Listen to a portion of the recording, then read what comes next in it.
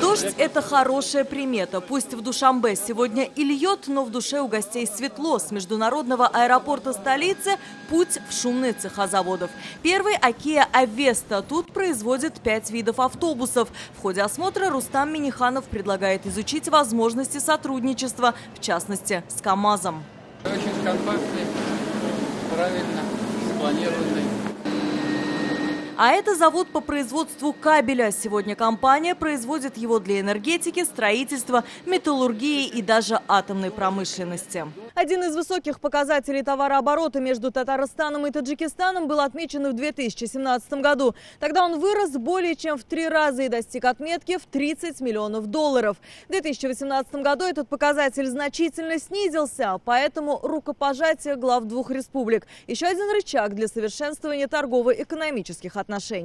Это главная цель визита. Об этом Рустам Минниханов говорит уже в президентском дворце. Разговор с Эмомали Рахмоном.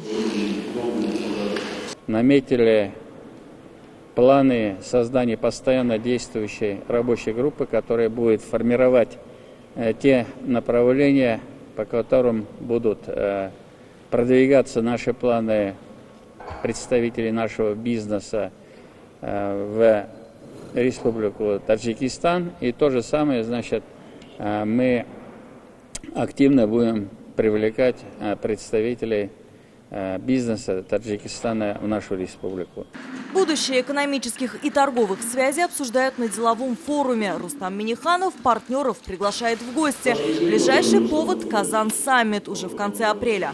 Договоренности скрепили соглашением между торгово-промышленными палатами.